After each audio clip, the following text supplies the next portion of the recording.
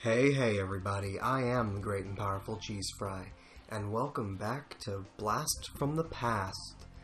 Today we'll be playing my very first video game, Spyro the Dragon. Now unfortunately this is not my physical copy that I've had for 17 years.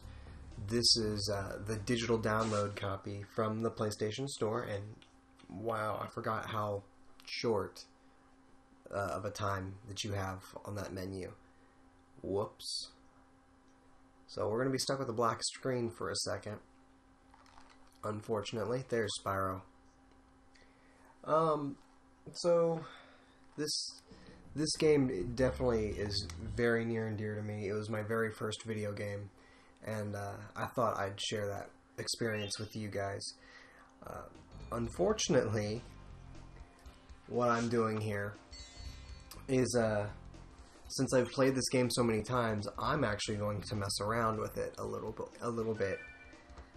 So I got, I think IGN open, and I'm looking at all the cheats.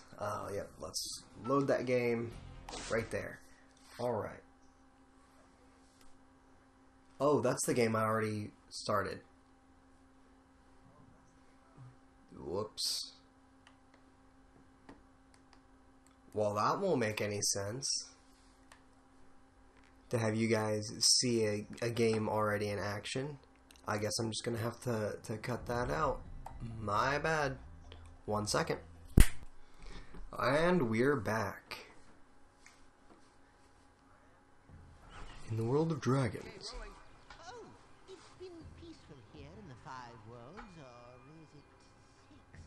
For a dragon's age.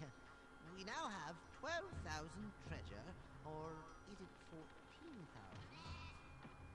What about this gnasty gnorc character? Now I understand he's found a magic spell to turn gems into warriors for his cause. I'll take that question. Gnasty Gnorc is a simple creature. He has been contained in a remote world and is no threat to the Dragon Kingdom. No threat! Besides, ugly that doesn't. I love that. The entire premise of this game is Gnasty Gnorc is angry because some dragons were talking shit. And I just realized there's probably an echo. Hold on. I'm getting my headphones as far away as possible. Okay, now. Oh, right. Oh, that's so weird. Okay. It's been a while since I've played a PS1 era game that did not use the analog sticks. This game actually came out in, I think, 95 or 96, and I believe at that time the PlayStation controller did not have analog, so you had to use the D-pad. And I mean, I guess that's okay. I still prefer the analog stick though.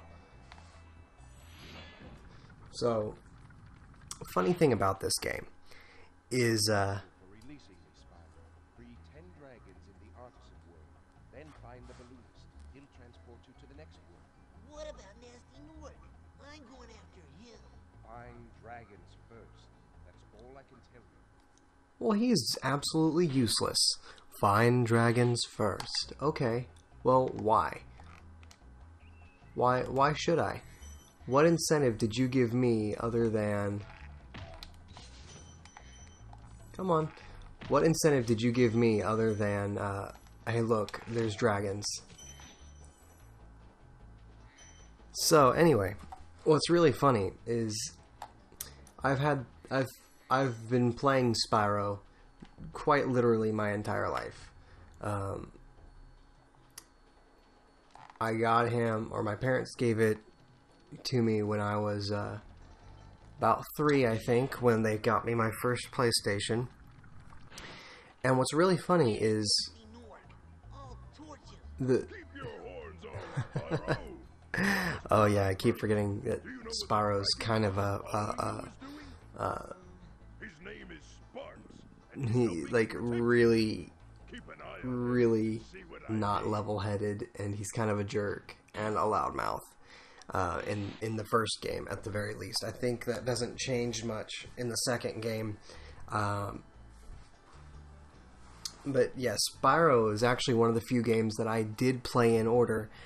And for as much as I absolutely love the series, I have not beaten any of the original trilogy games. So, I intend to fix this time around with an audience. And I'm just kind of messing around because I know where everything is in the first couple of levels. So, yeah, the funny story that I'm trying to tell. So, when I first got this game, I was like 3, and believe it or not, these were cutting edge graphics. So, you spawn right here, and the very first thing you see when you crest that hill are 2 gnorcs in front of that portal, and 1 underneath the bridge. And, well, to be honest, that, as a kid, scared me. So I refused to get off that bridge for the longest time. I don't even remember. It was like, probably 2 years. Just popping this disc in, getting to that spot, and then backing out because there were the gnorcs there. So it wasn't until I was about 5 that I actually played this game, and it stuck, you know. And I think, oh, come on, this is definitely the game that got me into video games, for sure. I don't think I'd be ChizFri if I didn't have Spyro. So, and it really is a shame what Activision did to him. I wish Insomniac would get with Activision. Oh my god, and try and make new Spyro games like they used to, you know, or even if Sierra got the rights for Spyro again and made an actual good Legend of Spyro game, because the first 2 were great. Dawn of the Dragon, A New Beginning, and The Eternal Night, great games. I absolutely love them. Could not beat The Eternal Night without cheating, because I used up all my magic right before the golf fight, but it was still a great game. Dawn of the Dragon, not so much. I can see what they wanted to do there, but there wasn't enough platforming, and at its heart, Spyro is a platformer and not really an adventure game. So, I can appreciate what they tried to do with Dawn of the Dragon, but I don't think they should have done that in a Legend of Spyro game. I think they should have reinvented Spyro specifically for that reason. Oh, damn it, Gavin. God, there's not enough slow-mo here.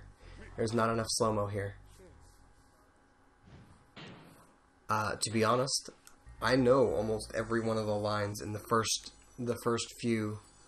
Well, I didn't mean to go up the wind tunnel.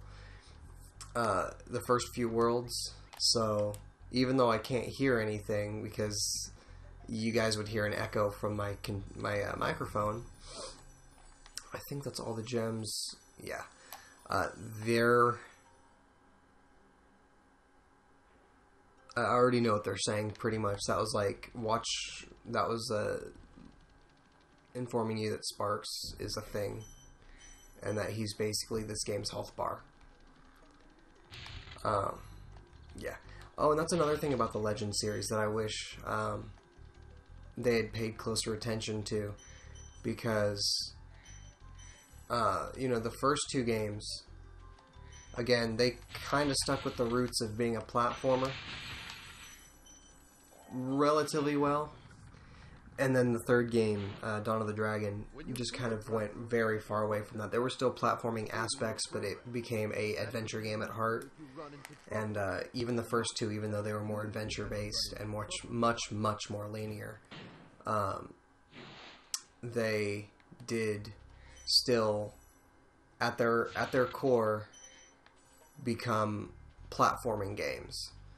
I think that's why I personally enjoyed the Legend series better, because there was a easier to follow story, and not to say that the Spyro games, the original trilogy, didn't have a story. They just weren't as grand as the Legend of Spyro games.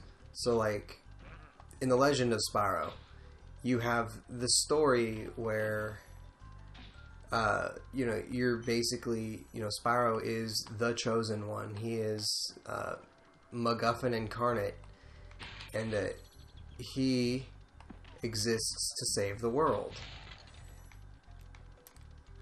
from another evil purple dragon, and it's great. And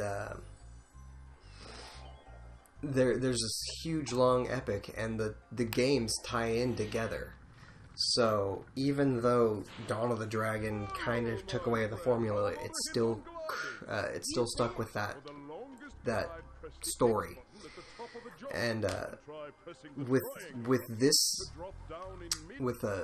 Spyro 2, Spyro 3, there is a story, but there is not what I would consider a cohesive one.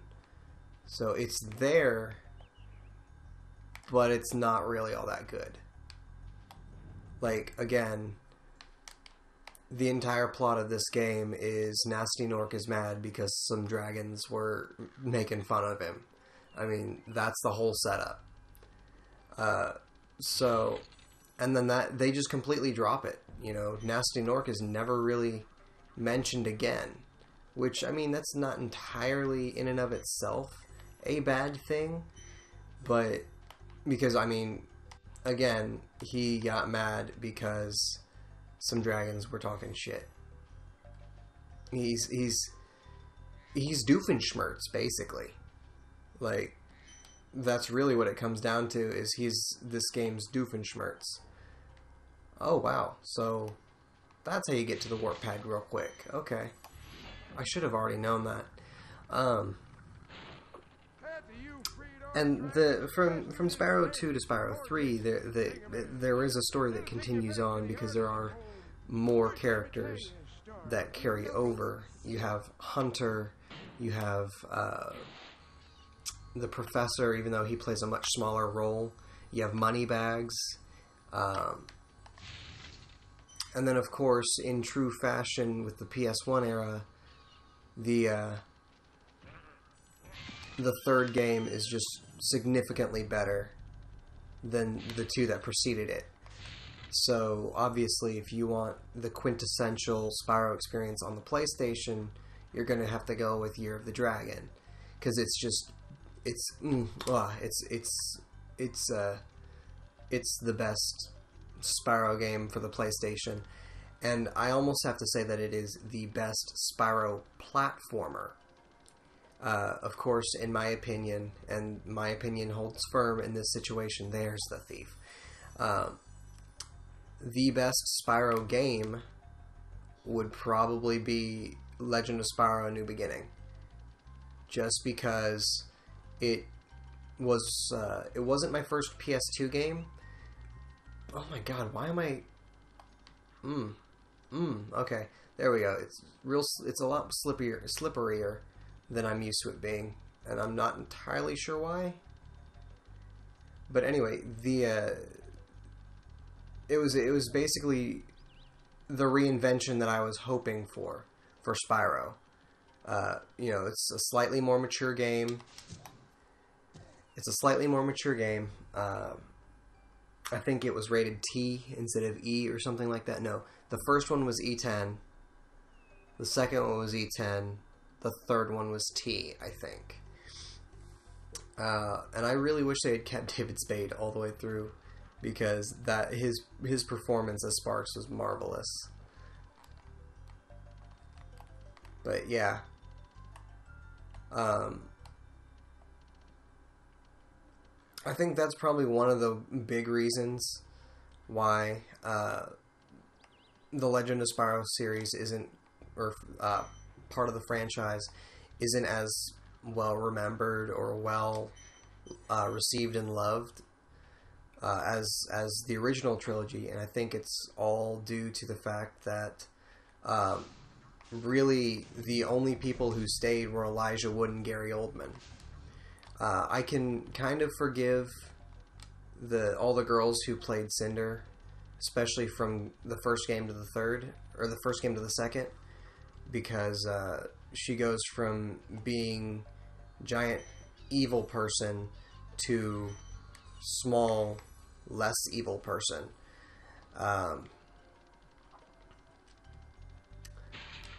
And I get it, you know, that's just how it goes. But I really wish that they had casted Christina Ricci really early on, because even though The Legend of Spyro Dawn of the Dragon is by far not I almost would consider it not a Spyro game. You know, it's an adventure game with Spyro in it. But the addition of Cinder, having Christina Ricci voice Cinder, Wayne Brady did a very good Sparx, in my opinion, although David Spade is Sparx, to me. I actually remember, I'm sorry for talking about the Legend series so much, even though I'm playing the original game. Did I get everything here? I'm missing 6 gems. But, you know, I got this game for, I think, my birthday. I think it was my 3rd birthday. It was either my 3rd birthday or my 3rd Christmas.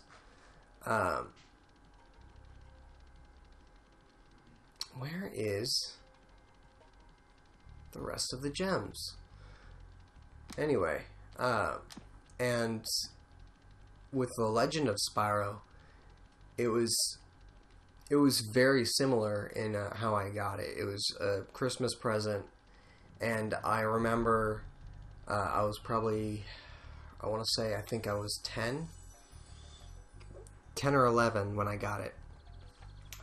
And it was like just like what this game is. It was a blast from the past. It was a new Spyro game, and I was so excited. I actually remember seeing the ad for it on TV and looking my mom dead in the eye and telling her, "Did you see that? They're making a new Spyro game." And I was so ecstatic. And you know, that same year they got me a brand new copy, and I remember here they are. Alright, I'm still 3 off. And I remember sitting there on Christmas Day, hooking up my PS2,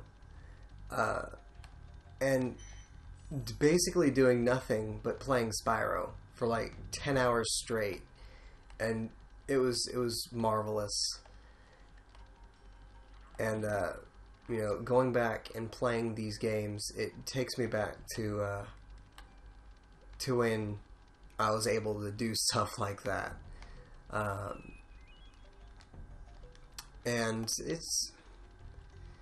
I feel like it's important for me to share this experience with you guys, especially because, wow, I've done nothing but talk about Spyro for 20 minutes, and I still haven't had a point, because this game is very close to me, and I feel like if I share it with you, then I'll have to finish, and I'll have to give you guys content, And as you can see,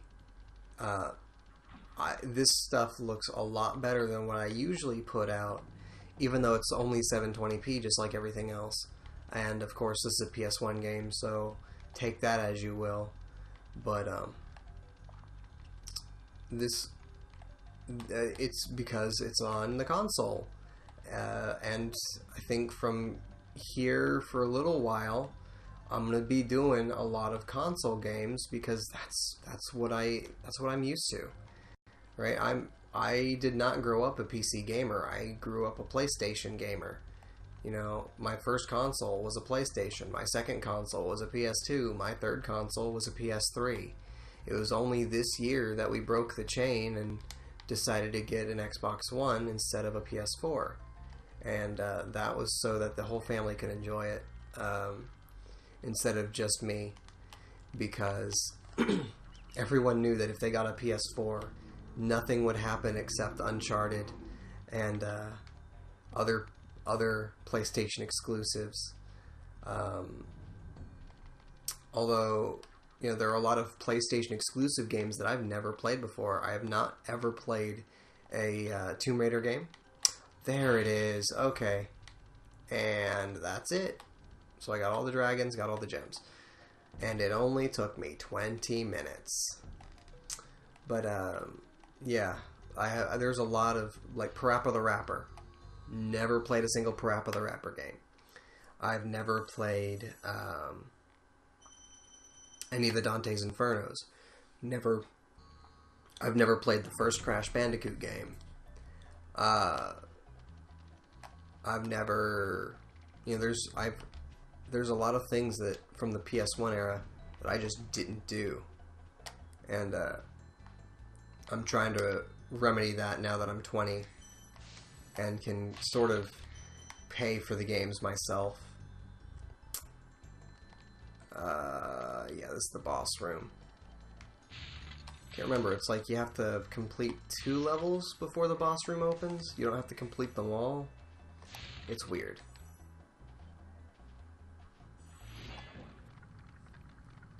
Anyway. Cool Flash, do that again. The artisan's boss is through a portal behind me. You can challenge him now, if you feel you are ready. Wait, what? I can challenge him after just 1 level? I can beat the boss after 1 level? Wow. Okay then. I forgot about that. I normally don't even attempt it until I've completed at least 2 of them.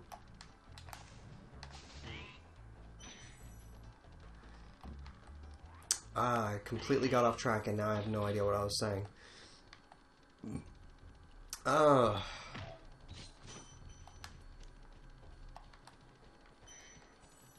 I've got no idea what I was saying.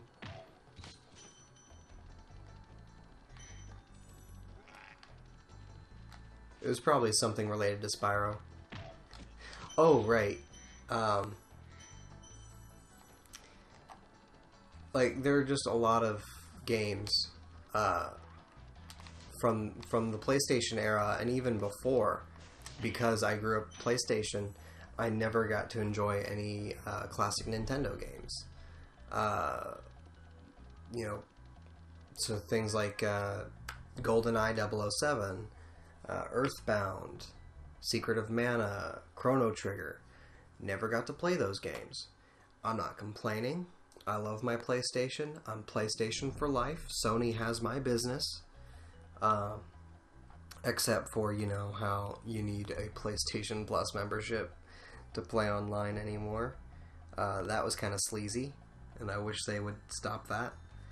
But yeah, you know, so a lot of the games that you guys are going to see on my channel from here on out are either indie games that are free on the market, free for PlayStation Plus subscribers, cheap on the market, or PlayStation exclusives. So, I think we're going to end this video here. Thank you all for watching.